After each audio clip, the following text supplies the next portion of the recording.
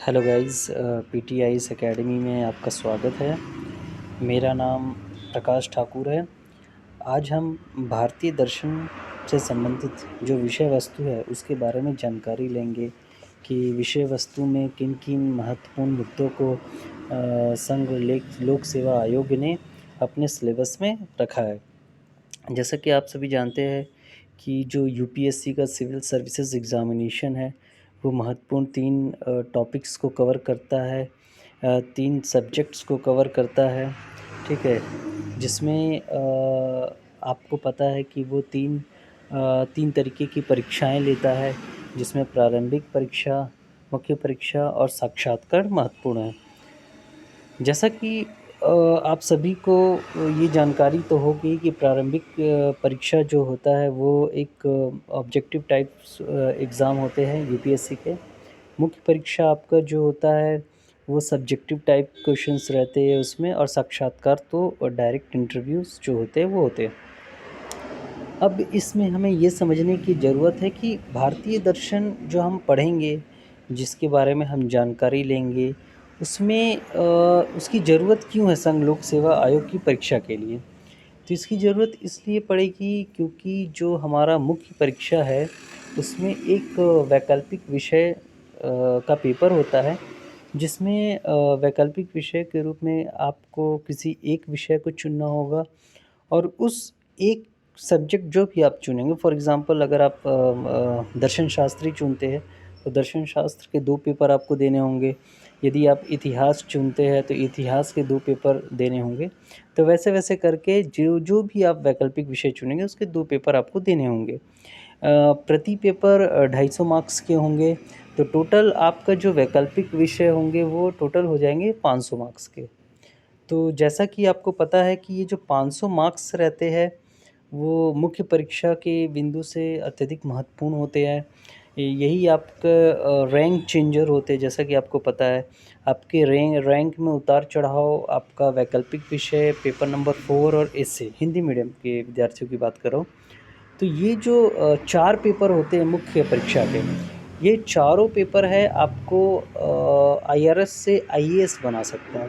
इसलिए इन 4 पेपर पे फ़ोकस करना बहुत ज़रूरी है। ख़ैर हमारा जो आज का क्लास है वो भारतीय दर्शन का जो सिलेबस है, जिसे यूपीएससी ने निकाला हुआ है, उस पर महत्वपूर्ण है, मतलब उसके बारे में हम जानकारी प्राप्त करेंगे। आखिर उसमें उस सिलेबस में उस विषय वस्तु में किन-किन महत्वपूर्ण बिंदुओं को संघ लोक सेवा आयोग ने अर्जित किया हुआ है। ठीक है? तो चलिए अब हम देखते हैं उन महत्वपूर्ण बिंदुओं को। जैसा कि दोस्तों आप देख पा रहे हैं कि स्क्रीन में आपको कुछ चीज़ें लिखी हुई दिख रही है, जिसमें आपको चारवाक, जैन दर्शन, बौद्ध दर्शन, न्याय, सिद्धांत, सांख्य, योग, मीमांसा, वेदांत, अविद्या, अरविंद। तो ये जो आपको जो टॉपिक्स दिख रहे हैं वो एक्चुअली क्या है कि जो संघ लोक सेवा आयोग जो मुख्य परीक्षा में जिन्होंने दर्शन शास्त्र का जो वैकल्पिक विषय चुना है, उसमें एक पेपर होता है भारतीय दर्शन का। इस भारतीय दर्शन में मुख्यतः हमें इन मुद्दों पर बात करना है। तो इसे देखने से पहले हम थोड़ी बहुत जानकारी प्राप्त कर लेंगे कि हमें और क्या इसके बारे में, दर्शन के बारे में क्या जानकारी लेना है या रखना है। चलिए उसे देखते हैं एक बार। चलिए, दर्शन के बारे में थोड़ा-सा हम सभी समझते हैं कि दर्शन शास्त्र है क्या? दर्शन शास्त्र का मतलब होता है विचार। विचारों से अभियुक्त जो भी बातें कहेंगे, जो भी बातें कही जाएगी या जो भी बातें संग्रह किए जाएगी, उसे शास्त्र बोलते हैं। हालाँकि जितने भी दार्शनिक हैं इस दुनिया में, पूरे पूरे विश्व में, सभी के विचार हर एक विषय पर अलग-अलग है। तो किसी एक विषय पर अलग-अलग जो विचार व्यक्त करते हैं, उसे क्या कहा जाता है? या अलग-अलग विचारक किसी एक टॉपिक पे जो अपनी बातों को रखते हैं, उसे क्या कहा जाता है? इस पर हम समझेंगे। इसे जानने से पहले हम थोड़ा विषय वस्तु के बारे में जान लेते हैं कि दर्शन शास्त्र में हमें किन किन विषय वस्तु के बारे में पढ़ना है जो कि संघ लोक सेवा आयोग के हिसाब से महत्वपूर्ण है। संघ लोक सेवा आयोग ने दर्शन से संबंधित कितनी बातों को, कितने विषयों को इसमें अपने इस सब्जेक्ट्स में, अपने इस टॉपिक्स में रखा हुआ है। तो चलिए थोड़ा सा हम इसके बारे में जानकारी प्राप्त कर लेंगे। इसके लिए सबसे पहले हम देखते हैं दर्शन शास्त्र के अंदर संघ लोक सेवा आयोग ने किन किन बातों को रखा हुआ है। ठीक, तो ये देखिए, ये है हमारा दर्शन शास्त्र। तो दर्शन शास्त्र के अंदर मुख्यतः 4 बिंदुओं को संघ लोक सेवा आयोग ने महत्वपूर्ण माना है, जिसमें सबसे पहला आपका जो इम्पोर्टेंट है वो है भारतीय दर्शन।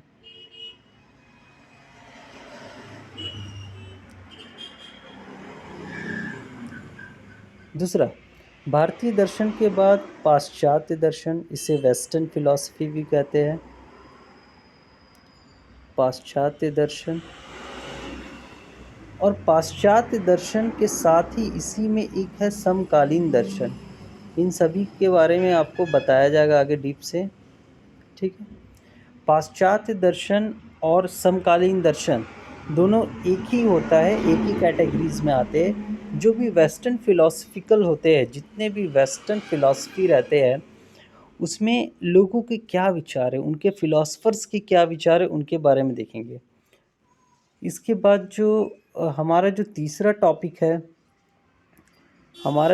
टॉपिक है वो आपका आएगा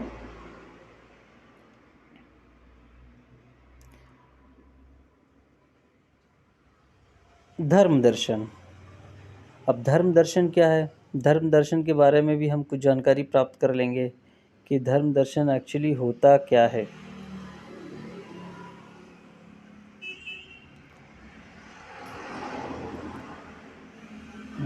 तीसरा जो है हमारा वो है धर्म दर्शन। धर्म दर्शन, धर्म दर्शन के बाद आता है लास्ट जो टॉपिक है वो हमारा है सामाजिक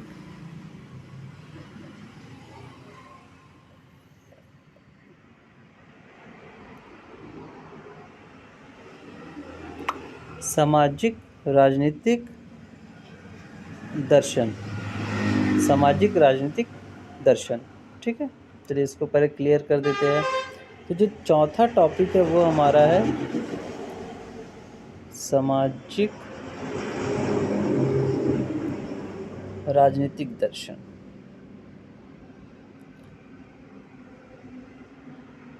सामाजिक राजनीतिक दर्शन, तो जो सामाजिक राजनीतिक दर्शन होते हैं उसमें हम बेसिकली जो भी समाज के जितने भी बिंदु हैं, ठीक है, समाज के जितने बिंदु है उस पर विचारकों ने अपने क्या क्या विचार दिए हैं। जैसे फॉर एग्ज़ाम्पल कि स्त्रियों के बाहर निकलने पर विचारकों ने क्या क्या बात कही है। स्त्रियों को पर्दा प्रथा में रहना चाहिए कि नहीं रहना चाहिए, उस पर विचार दिए हुए। समाज के कल्याण और आगे उन्नति के लिए किन किन चीज़ों को ध्यान में रखना चाहिए, उन पर विचारकों ने क्या क्या विचार दिए, उनके बारे में बात करना है।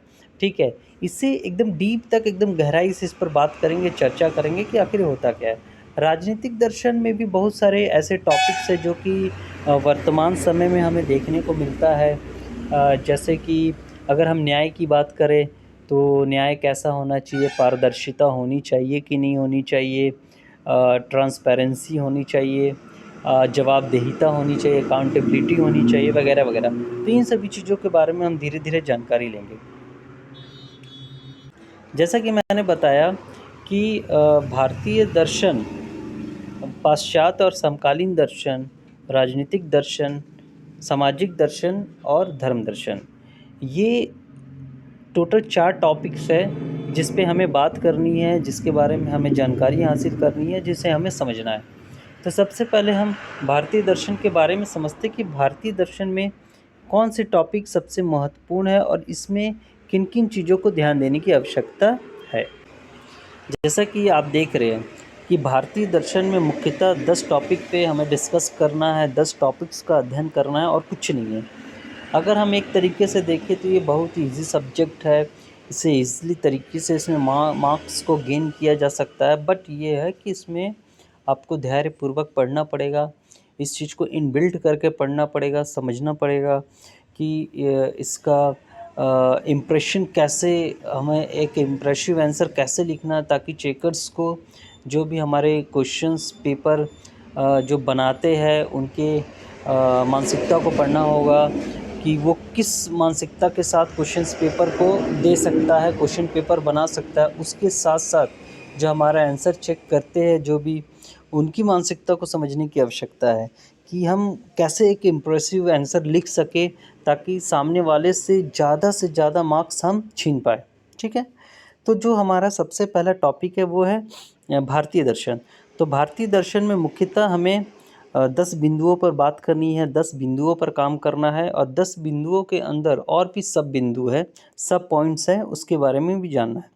तो सबसे पहले हम देखेंगे चारवाक दर्शन के बारे में, दूसरा हम देखेंगे जैन दर्शन के बारे में, तीसरा हम देखेंगे बौद्ध दर्शन के बारे में, फिर न्याय है, सांख्य है, योग है, मीमांसा है, वेदांत है और लास्ट में है अरविंद दर्शन।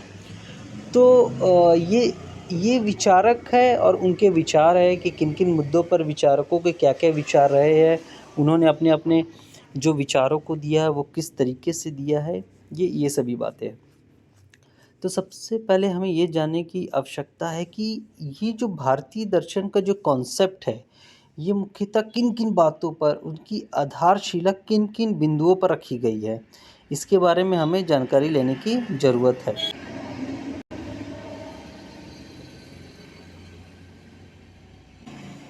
तो भारतीय दर्शन की जो आधारशिला रखी गई है वो मुख्यतः 3 बिंदुओं पर रखी गई है, जिसमें जो पहला बिंदु है वो हमारा है ज्ञान मीमांसा।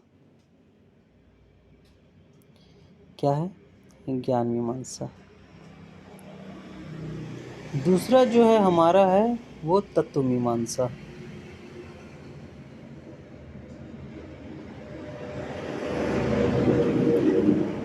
तीसरा जो हमारा है वो है नीति मीमांसा।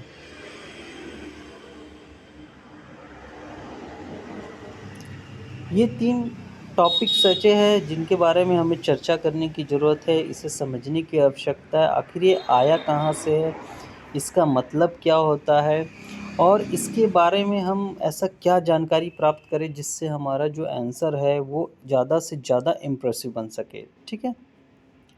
तो ये जो 3 टॉपिक्स है उसके बारे में हम थोड़ा जानकारी प्राप्त करेंगे कि एक्चुअली होता क्या है।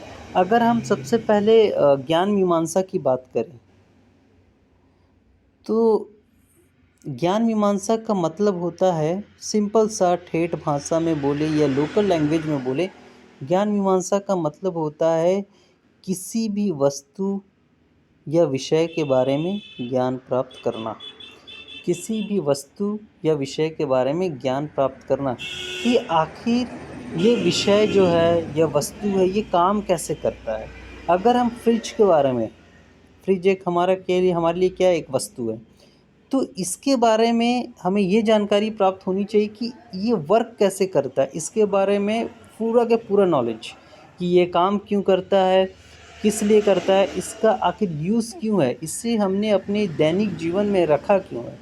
इसके बारे में जो जानकारी प्राप्त करेंगे वो हमारा ज्ञान मीमांसा के अंदर आता है। इस दुनिया में जितने भी लोग हैं, जितनी सारी टॉपिक्स के बारे में जानकारी प्राप्त कर रहे हैं, कहीं न कहीं ये टॉपिक हमारा दर्शन से निकल कर आया। आपको पता है कि विज्ञान और दर्शन, जैसा कि आपको जानकारी होगी कि विज्ञान और दर्शन दोनों एक ही सिक्के के 2 पहलू हैं। विचारों से मिलकर विज्ञान बना है। अब विज्ञान क्या है? विचार की एक आधारशिला रखी गई है। समझ में आया? विज्ञान का जो शिल्पकार है, जिन्होंने विज्ञान को बनाया है, वो विचारों से मिलकर बना है। इंसानों के दिमाग में जब तक कोई विचार नहीं आएँगे कि ये काम होना है, ये कैसे होगा, इसे क्यों करना है, जब तक विचार नहीं आएँगे तब तक वो विज्ञान को फलीभूत नहीं कर सकते।